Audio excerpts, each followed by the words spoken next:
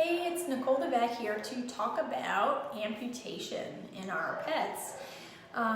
We have a dog here named Logan who needed his leg amputated. He had a tumor growing on his leg. It was very aggressive. It's called a Fibrosarcoma.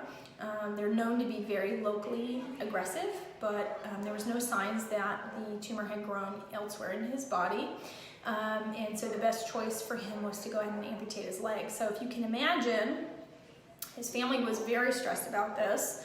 The weight of having to make this decision to amputate their dog's leg, to take their dog's leg off, and we all had to kind of wrap our brains around the fact that we were not taking his leg, we were saving his life. So this is what he needed to basically save his life and have a long life. Otherwise he would probably need to be put down in the next 6 months or so. So his parents were extremely nervous about making the right decision and how he was going to do, and which is why we decided to do this video. So you can see Logan, you can watch him go through the surgery process, the recovery process, and we saw him today for his 2 or 3 checks. So you can see where he is at 2 weeks. And I can tell you right now that the owners went from the night of surgery worrying that they didn't do the right thing to 2 weeks in saying 100%. We're 100% happy with our decision, and Logan's happy and all of that. So let's see Logan on his journey through surgery and surgery recovery. And we're in surgery today. This is my buddy Logan. He's one of my favorite patients. Logan came to me from a few hours away for a second opinion on a mass on his leg. His vet was not comfortable taking the mass off, so they came here to see what could be done. We ended up taking the mass off about 6 months ago, and it was a fibrosarcoma, so something that is locally invasive, meaning that it's not likely to invade the organs inside the body, but it becomes a problem locally, which means it's just going to get bigger and become an issue. So we very proactively put him on anti-cancer herbs, which we use a lot here, and I would say we have success in at least half, maybe 3/4 of our dogs doing that, but with him, the mass came back. So Logan's here because the mass is growing really fast now, and pretty soon it's going to start ulcerating and becoming a problem, which normally would create a situation in which he would have to actually be put down, which is awful because really he's a healthy dog.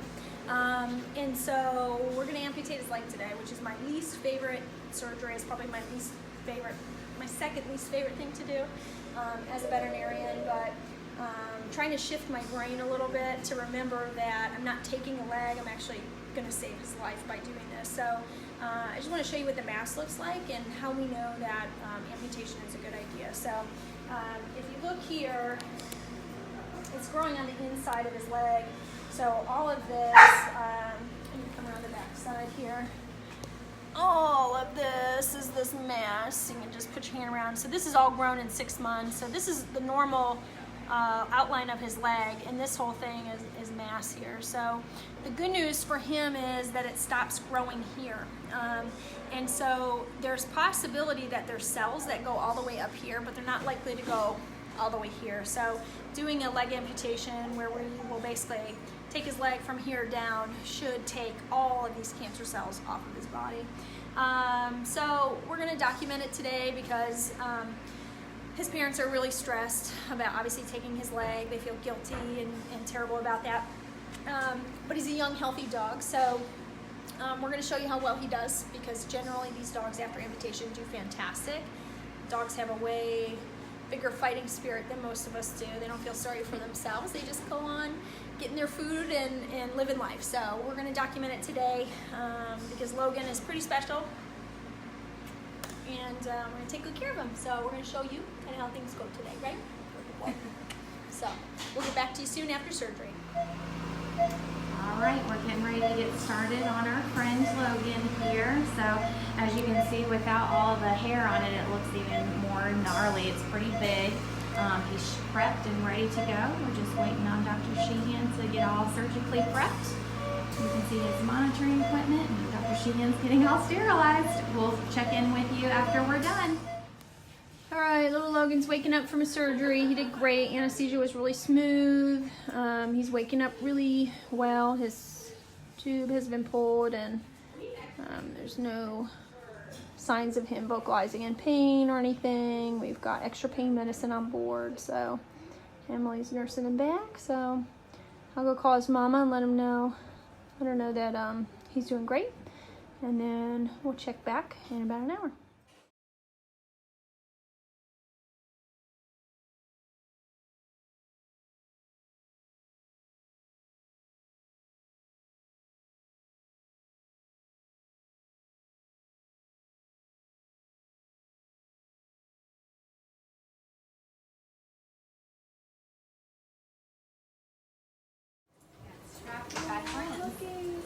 Hey, buddy. Good to see you.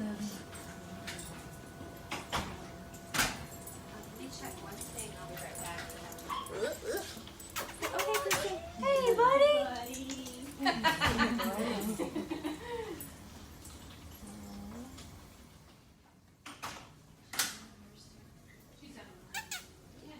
Hey, buddy.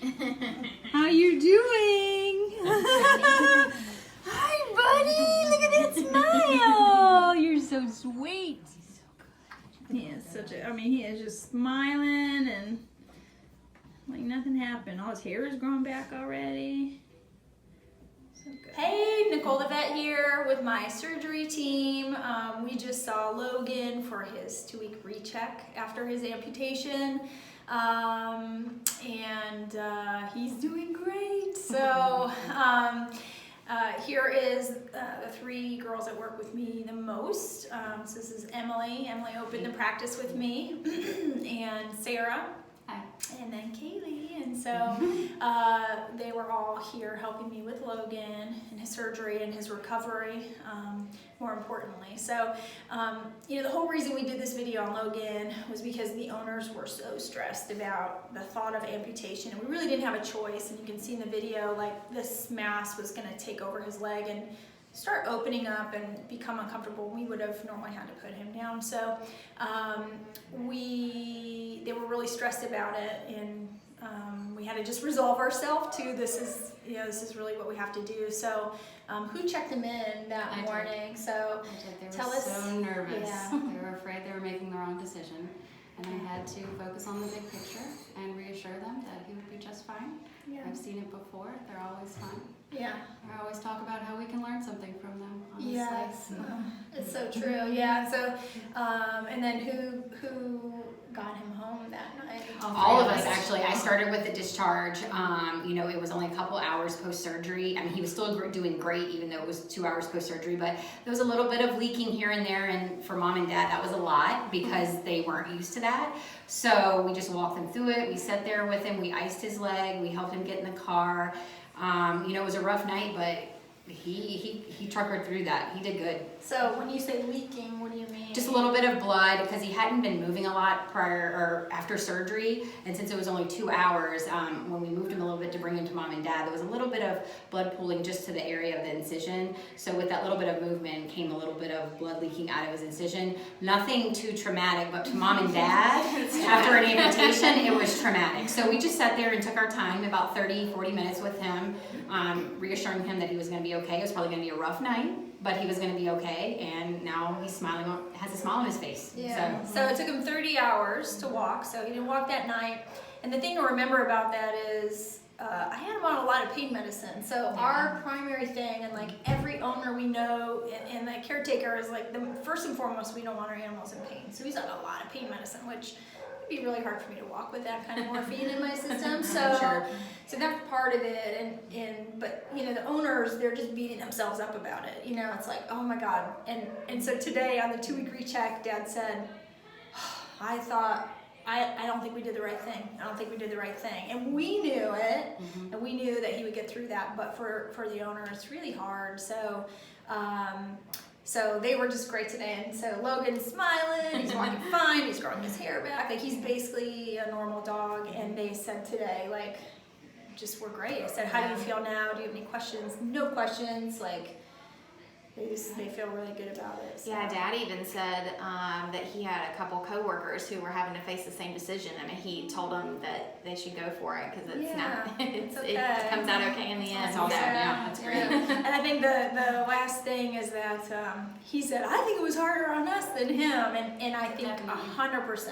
So what I would say is, as the pet owner who has this weight on their shoulders to make that decision, it is so much harder on you as a pet owner. And then I told him next it's hard on us because we know we're stressed about it too, and making that decision.